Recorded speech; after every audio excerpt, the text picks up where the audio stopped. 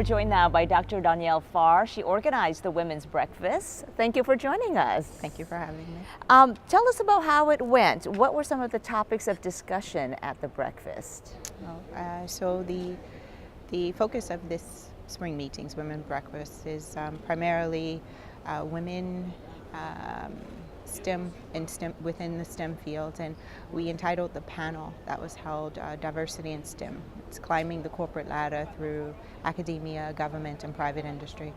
And essentially the panelists addressed their journey, their personal journey, with the intent being to highlight diversity, not only in terms of your ethnicity per se, but in terms of your career paths or your career choices, and also to highlight the fact that there are multiple ways to achieve success. So there were three panelists, Dr. Magali Spector, Naida Lechevich, and myself.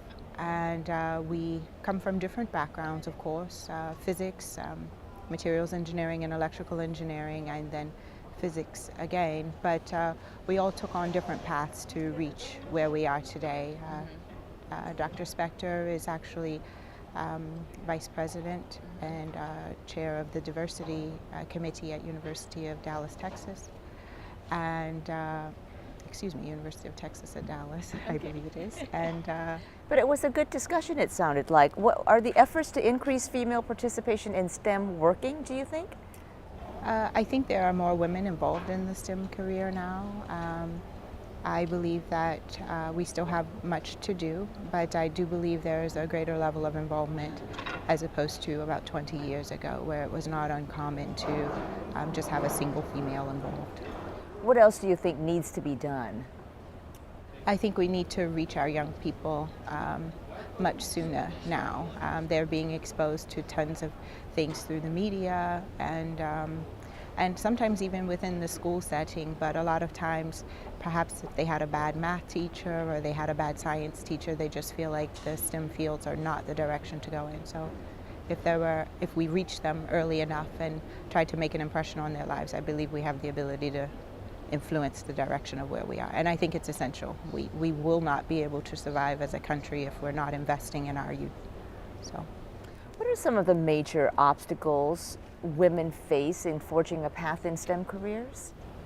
Wow, I think that's a question with relative answers depending upon who, but I would say in general you have to possess a level of discipline and be fairly determined. You might encounter things along the way that could easily deter you or take you off your path, but I think you should just not lose sight of what it is that you ultimately want to achieve and move forward in that direction.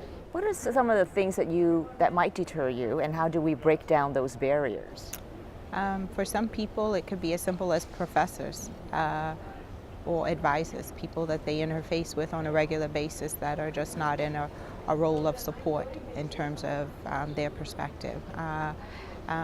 Sometimes things that may cause people to deviate is perhaps they made a few wrong turns along the way and things are not really marching on that ideal path for them, and so they turn around. But I think primarily it's the people that you're centered around and the influences that they have on your mindset about your pursuits. And how important would you say mentoring is in developing careers in STEM for underrepresented populations?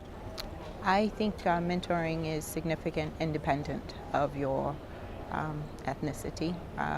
Underrepresented minorities, of course, benefit from it primarily because you're underrepresented, you're not present there. But I think that if you can tap into a good network, whether formally through mentoring or informally through someone who's just taking a personal interest in you, I think you still have the ability to excel. And I think it's critical to your overall growth and direction. Well, Dawnielle, organizer of the Women's Breakfast here at the MRS meeting, thank you for joining us. Thank you for having me.